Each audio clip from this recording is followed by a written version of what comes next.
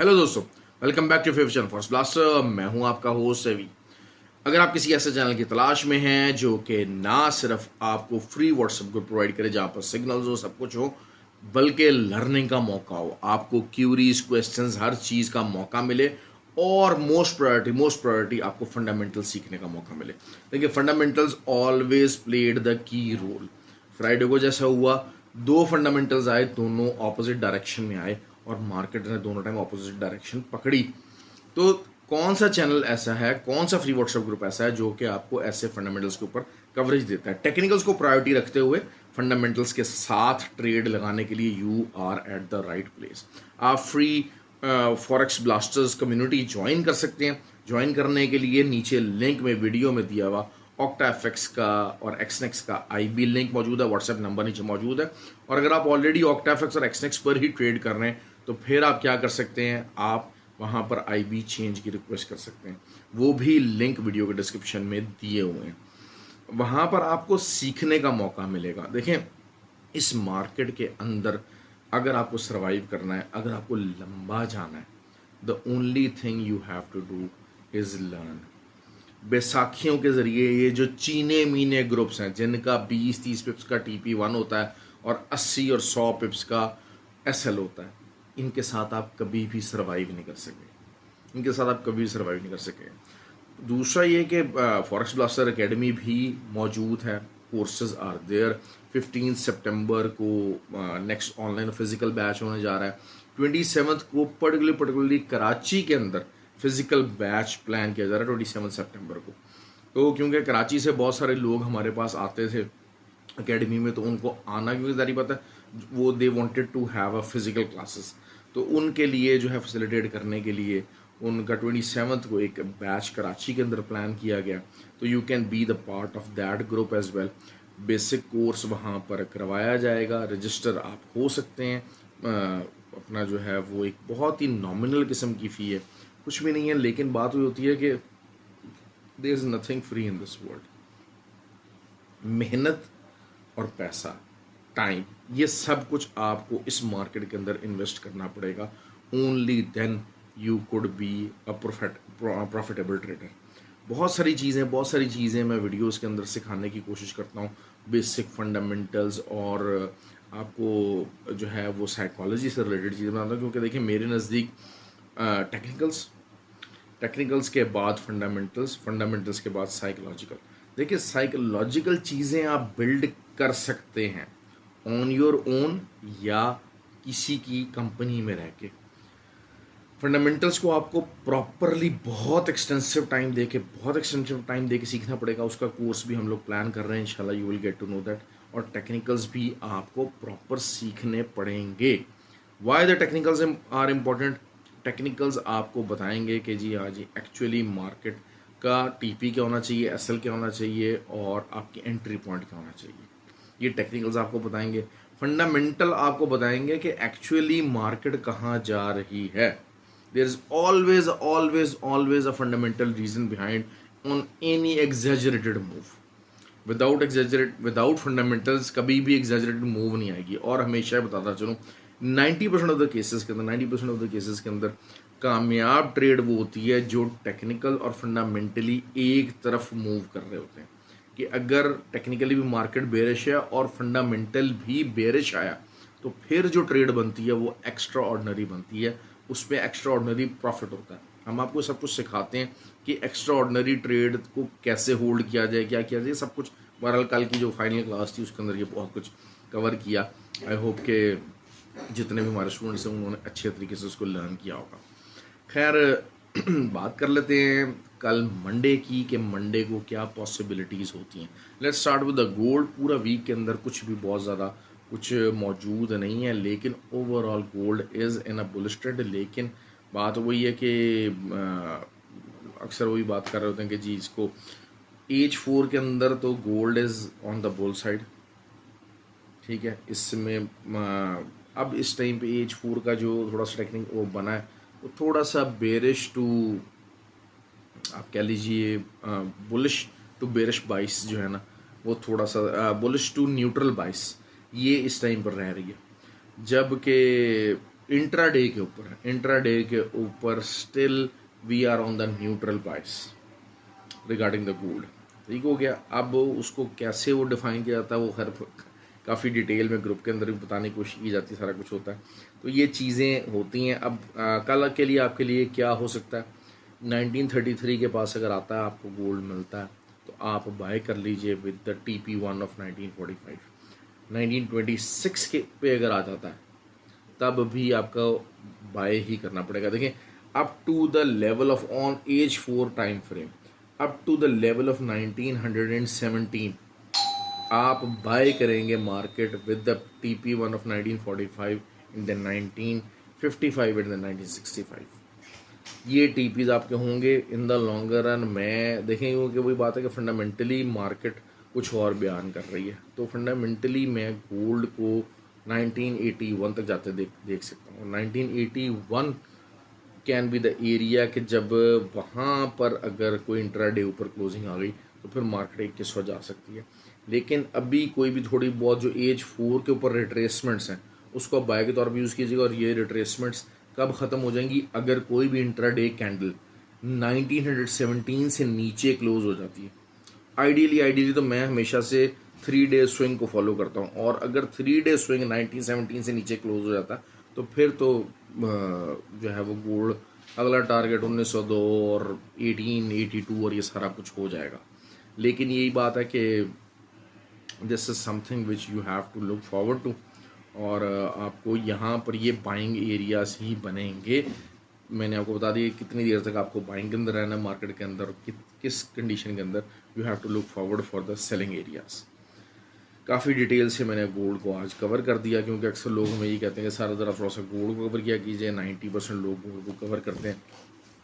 दूसरी बात GBP USD, GBP की अगर हम बात करते हैं, GBP USD थोड़ा सा ज़रा ज़्यादा वॉलेटाइल है। खैर जो है वो GBP का यही है कि 1.254 एक अच्छी सपोर्ट है। ऑल्दो कि मैं एक्सपेक्ट करता हूँ कि कल थोड़ा सा DXY को रिट्रेसमेंट लेनी पड़ेगी। It should start retracement. और मंडे को जो है वो लेबर डे है, लेकिन मार्केट में मूवमेंट रहेगी। कब 5:30 बजे तक तो अच्छी खासी मूवमेंट रहेगी। तो आप मॉर्निंग के अंदर अर्ली उठिए, अर्ली उसको ट्रेड कीजिए। साइडवेज मार्केट है, स्कैल्पर्स मंडे को वैसी तरह बहुत ज़्यादा चांदी करते हैं, तो एक इस किस्म का दिन है जहाँ पर आपको पता है कि मूवमेंट कम होने वाली है। कोई भी पेयर बहुत ज़्यादा रेंज ब्रेक नहीं करेगा, तो फिर वहाँ पर तो आपको लाजमी जो है वो बहुत अच्छी स्कैल्पिंग मिल सकती है। जो स्कैल्पर्स हैं उनको डे 1 मॉर्निंग से उठना पड़ेगा। सबसे ज़्यादा जी कल हमें तंग किया लास्ट जो है वो the whole surprise was of the oil. अब इस टाइम पे क्या हुआ है कि G oil, the people are saying कि G oil is getting berserk and getting bullish, it no doubt is. देखें, लेकिन यही बात होती है कि मैं इस पूरी मूव को कंसिडर करूँगा इट्स अ मैनिपुलेटेड मूव। असल चीज़ यही है कि आप जितनी मर्ज़ी सप्लाई शॉर्ट कर लें, लेकिन जितनी मर्ज़ी आप सप्लाई शॉर्ट कर लें, कंपनीज़ है ना, उन्होंने इवेंचुअली नुकसान के अंदर नहीं जाना। They don't want to get under the hammer कि अगर वहाँ पर कोई एक रिफाइनरी है, वहाँ कोई 5 लाख बैरल की जो है वो डेली की आप फैसिलिटी लगी हुई, आप उसको 2 लाख 2.5 लाख के ऊपर कर दोगे, 1 लाख के ऊपर नहीं कर सकते, उसको बंद नहीं कर सकते। This is how the things has to be done. तो ये चीज़ों को जो है वो समझना पड़ेगा। और सप्लाई शॉर्टेज भी, सप्लाई कट्स भी एक लिमिटेड उसमें हो सकते हैं। असल चीज़ यही है कि the demand is not there. ये मैनिपुलेटेड फाइनेंशियल मूव हो सकती है, प्राइस रिलेटेड मूव हो सकती है। अच्छा, इस मूव को थोड़ा सा कंटिन्यू किया जा सकता है। 87 कुड बी द एरिया जो कि इंट्राडे के पॉइंट ऑफ व्यू से एक अच्छी रेजिस्टेंस प्रोवाइड कर सकता है। और नीचे से शायद 83.3 और 84.60, अगर 84.60 के नीचे मंडे को कोई भी H4 कैंडल ओपन और क्लोज होगी। देखें, जब आपको बुलिश मूव इतना बढ़ रहा है, असल चीज़ ये होती है कि बड़ा ही अलार्मिंग साइन है बुलिशनेस का या बेयरिशनेस का। सबसे ज़्यादा अलार्मिंग साइन क्या है, वीकली टॉप लगा अबव द, एक पुरानी जो रेजिस्टेंस थी, 1 साल से रेजिस्टेंस चल रही थी, उसके ऊपर एक वीकली टॉप लगा और मार्केट वहीं क्लोज हो गई। एक डेली का टॉप लगा और मार्केट वहीं क्लोज हो गई। तो this is extreme bullish situation, extreme bullish situation. तो अब इसके अंदर बहुत सारे लोग बाय की तरफ बैठना चाहेंगे, they will be forced to buy. लेकिन मैं हमेशा ही बात करता हूँ कि आपको 3 डेज स्विंग है।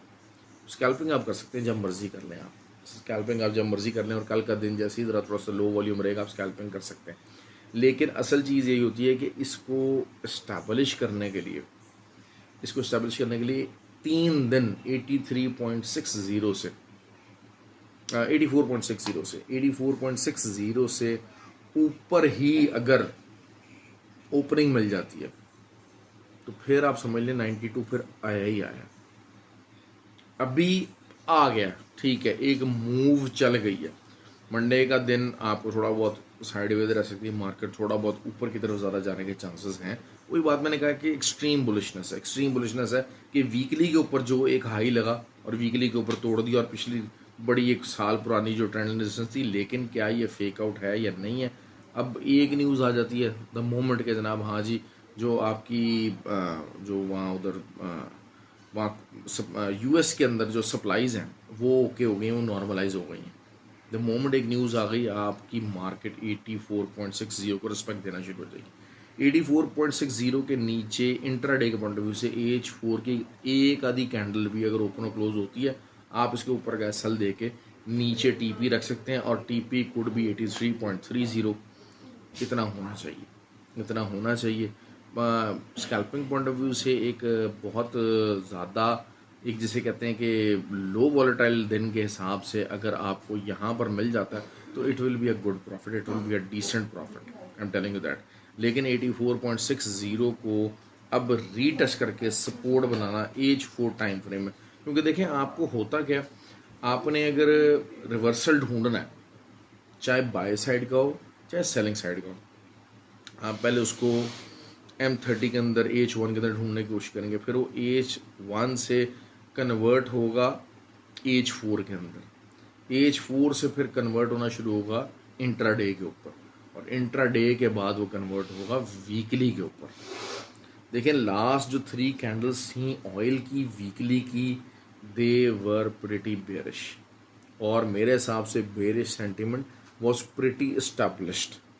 लेकिन उसके बावजूद एक इतनी ज़्यादा बुलिश कैंडल्स, ये 2 वीकली कैंडल्स के बाद तो अक्सर देखा, या 2 डेली कैंडल्स के बाद, या 2 4 आवर कैंडल्स के बाद थर्ड बुलिश कैंडल बनते तो नॉर्मल बन जाती है, ये अक्सर बन जाती है। मैं इसलिए 3 डे स्विंग की बात करता हूँ, 3 दिन की क्लोजिंग की बात करता हूँ। एक वो भाई थे, उन्होंने कहा कि जी इसको पता नहीं है इसलिए फिर 3 दिन की स्टोरी को मारे, क्योंकि उनको 3 डे स्विंग का आइडिया नहीं है, they don't have the idea about it. जबकि ये मैं अपनी फॉरेक्स एकेडमी के अंदर बताता हूँ कि how strong this pattern is और स्ट्रेंथ किस तरह होती है। लेकिन बड़ा ही रेयर होता है, बड़ा रेयर होता है कि थर्ड के बाद, हाँ, रिट्रेसमेंट्स बन के थोड़ा थोड़ा रुका के 3 कैंडल्स बनने के बाद तो वो दोबारा 3-4 दिन के बाद ऊपर निकल जाए, वो एक और अलग चीज़ है। लेकिन 3 कैंडल्स डाउन बनने के बाद 4th कैंडल ऐसी बन जाना कि जो कि पूरी तरह से चीज़ों को बुलिश कर दे और सब कुछ तोड़ ताड़ दे, उसके पीछे या तो बहुत बड़ी फंडामेंटल न्यूज़ चाहिए, बहुत ह्यूज फंडामेंटल न्यूज़ चाहिए, या तो ये कि कुछ ह्यूज फंडामेंटल न्यूज़ ऐसी पाइपलाइन के अंदर हो सकती है जिसकी वजह से आप कह रहे हैं अच्छा यार 92 मार्केट जा रही है, तो जो बड़ी स्मार्ट मनी है वो पहले से ही दे स्टार्ट प्लेइंग। ठीक हो गया। सप्लाई से रिलेटेड है, सारा कुछ है। लेकिन वही बात है, ओपेक की मीटिंग तो 4 अक्टूबर को है, नेक्स्ट जो प्लान है। तो अब अगर उस पॉइंट से देखते हैं तो फिर क्या रीज़न हो सकती है। रीज़न ये है कि एक्सट्रीम मैनिपुलेशन है, और क्या हो सकता है। लेकिन ये कि अगर सप्लाई क्रंच क्योंकि इतना ज़्यादा नहीं है, डिमांड इतनी हाई नहीं है, चाइनीज़ इकॉनमी काफ़ी ज़्यादा डाउन हुई है, काफ़ी ज़्यादा डाउन हुई है।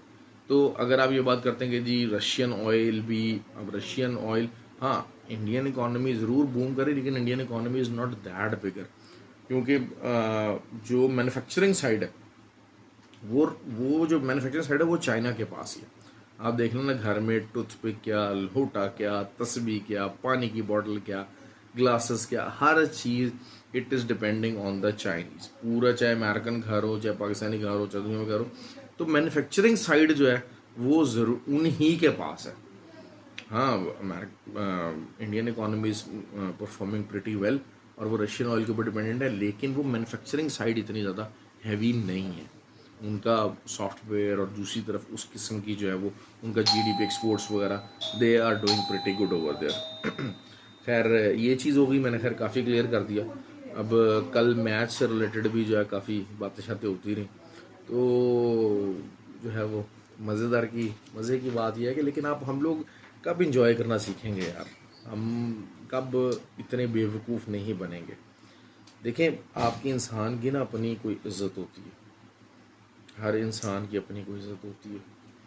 और मेरी इज़्ज़त का तकाजा ये है कि अगर आगे से कोई बंदा गाली भी देगा ना, तो मैं उसको 2 गालियाँ नहीं दूंगा या उसको 1 गाली भी नहीं दूंगा, मैं खामोश हो जाऊंगा। ऐसे बंदा जो कि नॉन रीज़नेबल है, अनरीज़नेबल बात कर रहा है, आप उससे बात नहीं करेंगे, उससे बहस नहीं करेंगे।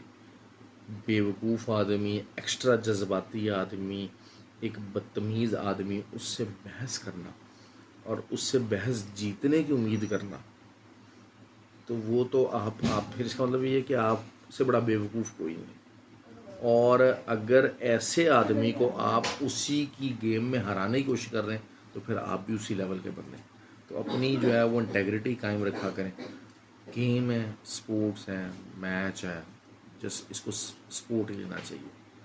This is not something our bread and butter. कमाना आपने खुद है। ये मैं आपको बात बता दूँ, आप हम यहाँ पर बैठे हुए हैं, जो लोग मेरी वीडियो देख रहे हैं वो कोई फ़न के लिए नहीं देख रहे हैं, समझ रहे हैं इस बात को? वो they are not watching it for the fun side. Fun side आपकी क्या है? फन साइड क्रिकेट है। फन साइड आपकी वो फन साइड होनी चाहिए।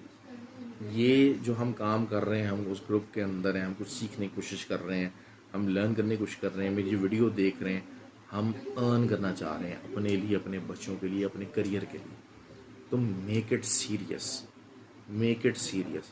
फन साइड आपकी इतनी प्री डोमिनेट नहीं होनी चाहिए कि आपके जो सीरियसनेस टुवर्ड्स लाइफ है उसके डिसीजन को अल्टर करना शुरू कर दें।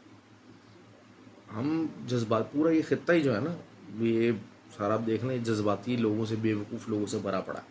हम लोग अगर बेवकूफ़ ना होते तो लड़ मर के और जनाब जो है 90 साल में सारा कुछ हमारा जो है वो जीडीपी 25% था, तो 2% पे रह के तो जनाब जो है ना हमें आज़ादी मिली। पूरी वर्ल्ड का जीडीपी 2% का था, 2% पे रह गया हमारी साइड से, तो तब जाके आज़ादी मिली। तो ये ना होता। तो अपने आप को मैच्योर करें, अपने आप को ग्रूम करें भाई। यूरोप जो है वो 2 जंगे अज़ीम में लड़ के जो है वो तब भी एक दूसरे को वेलकम करने के लिए खड़ा हो गया कि हाँ जी आप मेरे मुल्क में आए, जो मर्ज़ी करें, घूमें, पार्टी करें, काम करें, कोई मसला नहीं है। तो जब एक दूसरे के लिए इतने ज़्यादा ओपन हो गए हैं, वो एक दूसरे की साला साल लाशें गिरा के, साला साल एक दूसरे के लोगों को मार के, कत्ल करके, तो हमें यहाँ पर क्या जो है वो मुसीबत बनी हुई है कि हम एक दूसरे को एक गेम के अंदर टॉलरेट नहीं कर सकते। क्रिकेट है, it's just a sport, it is just a sport, it is not a war, it is not a war. और स्पोर्ट्स की वजह से अगर आप अपने वो डिसीजंस जिसमें ये चीज़ हो रही है कि जनाब अच्छा जी जो है वो मेरी टीम के बंदे की बात कर रहा है, वो परफॉर्म नहीं कर रहा, उसका मजाक उड़ा रहा है, उसके मीम्स बन रहे हैं, तो फिर और अगर आप उस चीज़ की वजह से अपने फाइनेंशियल डिसीजंस को चेंज कर रहे हैं, अपने फाइनेंशियल एफर्ट्स की डायरेक्शन को चेंज कर रहे हैं, तो this means that you are stupid and you are dumb and you are not sincere to yourself, you are not being sincere, you are not being honest to yourself. आपको पता है कि आपके career के लिए, आपकी चीज़ के लिए एक चीज़ कितनी ज़रूरी है, लेकिन आप उसको छोड़ रहे हैं। क्यों? क्योंकि वो आपकी क्रिकेट टीम का मजाक उड़ा रहा है, वो बाबर आजम का मजाक उड़ा रहा है कि भाई ये तो स्लो खेलता है और ये इससे तो मैच नहीं जितवाया जाता, इसने आज तक इंडिया के खिलाफ कोई परफॉर्म नहीं किया, तो इस वजह से आप अगले को बुरा भला कह के तो उसका छोड़ दें, तो that is something very stupid, very very very stupid. You don't have to do that. खैर बात हो गई, उसके बाद हम बात कर लेते हैं यार नैस्डैक की। नैस्डैक में क्या होता है? नैस्डैक का वही है 15,630 की रेजिस्टेंस बताई थी, वो रेजिस्टेंस ब्रेक नहीं हुई है, सेम गोज। और नैस्डैक में मंडे का तो दिन तो स्लो रहेगा, स्कैल्पिंग का आइडियल मौका रेंज वही रहेगी 15,610 से लेके 15,610 से लेके नीचे 15,280 तक की। ट्यूसडे को ये रेंज टूट सकती है, लेकिन वही बात है कि इसके अंदर ही आप बाइंग और सेलिंग कर सकते हैं, लेकिन it is also on the buying side. लेकिन डबल टॉप फॉर्मेशन है वो, उसका भी मामला मौजूद है। देखें, यूएस वाले जितना मर्जी छुपा लें, यूएस वाले जितना मर्जी छुपा लें कि जी आपकी इकॉनमी में मामला ठीक चल रहा है। देखिए आईएसएम नंबर्स की हम बात करते हैं, 6 महीने के आईएसएम नंबर्स जब everything was flourishing, everything was on the boom, CPI was on the boom, हर चीज़ बेहतर थी, नंबर्स बेहतर आ रहे थे, जॉब नंबर्स बेहतर आ रहे थे, तब आईएसएम नंबर इस किस्म का नहीं आया, इस किस्म का नहीं आया। तो अब कैसे आ गया? तो वही जिसे कहते हैं कि जो लोग बहरहाल जो है वो DXY को देख रहे थे स्ट्रॉन्ग होता, they got a lucky break. मैं इसको लकी ब्रेक कहूँगा कि क्योंकि अगर आईएसएम नंबर्स भी जो है वो नेगेटिव ही आते तो आप सोच सकते हैं कि गोल्ड कहाँ होता, आपकी जो करेंसीज थी अगेंस्ट द डॉलर वो कहाँ होती इस टाइम पे। तो इट इज़ जस्ट समथिंग, इसको मैनिपुलेशन कहा जाए या कहा जाए, बहरहाल इकोनॉमिक्स पॉइंट ऑफ व्यू से जब सारे नंबर्स नेगेटिव डाउनफॉल की तरफ आ रहे हैं, जॉब नंबर्स डाउन आ रहे हैं, आपकी हाउसिंग इंडस्ट्री डाउन आ रही है, आपकी सप्लाईज डाउन आ रही है, पूरी वर्ल्ड इकोनॉमी इज स्लोइंग, तो आईएसएम नंबर्स जो 6 महीने के बेहतरीन तरीन नंबर हैं वो आपके आ गए। कैसे आप पागल बना रहे हैं? बेसिकली वही चीज़ है कि जो इलेक्शंस हैं उनको प्लान किया जा रहा है, उससे पहले यूएस इकॉनमी को रिसेशन अवॉइड करवाने की कोशिश की जा रही है। गली बाती कि जनाब हाँ जी, we are not in recession, we are having a soft landing, और हमारे तमाम जो काम है वो बेहतरीन जा रहे हैं। तो वो जैसे कहते हैं कि a lucky lucky lucky break was there. ये चीज़ आप इसको समझें, इस चीज़ को ज़रा रियलाइज़ करने की कोशिश करें। तो लेकिन अगर वो आर्टिफिशियल है तो फिर यूरो है, येन है, ऑस्ट्रेलियन डॉलर है, पाउंड है, they have to grow in coming weeks. In next week आप DXY को अच्छा खासा डाउन जाते देखेंगे, लाजमी तौर पे देखेंगे, क्योंकि एक फ्राइडे बचाया गया, फ्राइडे बचाया गया। आप देख लें गोल्ड के ऊपर कोई असर नहीं हुआ इसका, हालांकि इतने स्ट्रॉन्ग आगे इसमें नंबर्स आए हैं, गोल्ड को अच्छा खासा डाउन आ जाना चाहिए था, लेकिन नहीं आया, लेकिन नहीं आया। और इसी चीज़ को अपना ध्यान में रखें, इस चीज़ के मुताबिक फंडामेंटल्स को असेस करने की एबिलिटी होनी चाहिए। अब एक मेन वही बात है कि जॉब नंबर्स आपके आ गए, जॉब नंबर्स की वजह से सारी दुनिया को उन्होंने बाय में बिठाया, और उसके बाद जो आईएस में नंबर्स थे उन्होंने इतने ड्रास्टिक दिए, इतने ड्रास्टिक दिए, 6 मंथ्स का जो है वो ड्रास्टिकनेस उन्होंने ओवरकम कर दी। तो वो लेकिन that is far from reality. और दूसरी बात ये होती है कि कोई इंडिया पाकिस्तान हो ना, तो अमेरिका होगा ना, उसे कहेगा आप झूठ बोल रहे हैं, आपका GDP 10% नहीं 8% है, 8% नहीं 6% है, 2% नहीं -2% है, you can do that and you will be credible. America को अगर जो है वो इंडिया बोले या चाइना बोले या रशिया बोले कि नहीं आपके जो ISO नंबर्स हैं ये गलत है, ये नहीं है, would that be credible enough? US is the king right now, you have to treat it as a king. तमाम जो नेटो ममालिक हैं they will buy what the US is saying, they will follow what the US is saying. 25 ममालिक हैं, आप ना चाहते हुए भी जो है वो नेटो जो ममालिक हैं वो US के अगेंस्ट नहीं जा सकते। टर्की की मिसाल हमारे सामने, SUV जो मिज़ाइल डिफेंस सिस्टम था, SU-400 लिया उन्होंने रशिया से, पैट्रियट नहीं लिया। क्या हालात हैं आज टर्किश लीरा के, टर्किश इकॉनमी के। So this is what you have to understand, the power of the master. और बात वही होती है कि जो छोटे ममालिक हैं जो कि जो रिलाय कर रहे हैं, तो उन्होंने किसी ना किसी बॉस की बात माननी ही माननी है, उन्होंने किसी न किसी के ऊपर डिपेंडेंट होना ही होना। तो it is a smart move कि आप प्रॉपरली राइट बंदे का डिपेंडेंट होएं और उसकी बात फिर मानें। आपको बदमाशी और होशियारियाँ नहीं करनी, आपको दुनिया के साथ चलना है। टम बम चलाने वाले और गनों वाले और सब कुछ ज़माने निकल गए। जो भी अब देखें, यूक्रेन में जंग हो गई, बर्बाद कौन हुआ है? यूक्रेन हुआ। लेकिन वही चीज़ है कि यूक्रेन जो है अगले आने वाले 10 सालों के अंदर ये रीबिल्ड और सब कुछ, ये 10-12 साल सब मामलात इनके वो रहेंगे। लेकिन वही बात है कि असर असर किसके ऊपर पड़ रहा है? There is a heavy financial price, who is paying? It is the Russians. Ukraine के पास तो इतना था ही कुछ नहीं ना, यूक्रेन के पास एक कोई इतना मामलात नहीं थे, उनके पास तो उल्टा पैसा आ गया, पैसा आ रहा है, सब कुछ आ रहा है, वो बाद में वही चीज़ है। लेकिन असल चीज़ यही है कि जंग ख़त्म होने के बाद अगर यूक्रेन को दुनिया छोड़ देगी टू लेट इट ड्राई, तो फिर उनका हाल बुरा हो जाएगा। लेकिन अगर दुनिया यूक्रेन को नहीं छोड़ेगी और उसको रीबिल्ड करती रहेगी तो इवेंचुअली उनको फ़ायदा ही होगा, नुकसान होगा रशिया को। जब भी जंग होगी उसमें हमेशा हमेशा हमेशा जो बड़ी हैवियर साइड होती है उसको नुकसान होता है, रेपुटेशन का भी। देखें, एक जैसे वही कहते थे ना कि जनाब जो है ना, ऊपर से बम मारा तो $10 लाख का मिसाइल मारा तो 100 लोटे तबाह हो गए। तो लोटों की वैल्यू जो है वो $1000 है। वो 1000 लोटे तबाह, जिसका नुकसान हो रहा है 1000 लोटों का, एक का नुकसान हो रहा है 10 लाख के बम का। तो वो ये चीज़ें हैं, ये चीज़ सोचनी पड़ेगी। जो बड़ा प्लेयर होता है ना लड़ाई में और जंग में, हमेशा लॉस उसी को ही होता है, छोटे का लॉस नहीं होता। तो बहरहाल जो है वो US economy is booming, US की बात आपको माननी पड़ेगी। लेकिन I some numbers, I have a very big fish on that. Okay जी, ख्याल रखें। काफ़ी वीडियो लंबी बना दी आज, तो बातें शातें करते हुए सारा कुछ है। लेकिन ये क्या, आई होप कि यू गिव टाइम और इसको वीडियो को देखें, कुछ लर्न करने की कोशिश करें। कोशिश तो करता हूँ कि गप्पों के अलावा भी जो है वो काफ़ी कुछ सिखाया जाए, जिससे आप लोग लर्न कर सकें, आप लोग बेहतर हो सकें। तो ख्याल रखें जी। Thank you very much and have a good day, और have a good day, good heavy scalping day on the Monday. Early उठें, स्कैल्पिंग करने की कोशिश करें, लेवल्स मैंने बता दिए हैं, you will get a good result.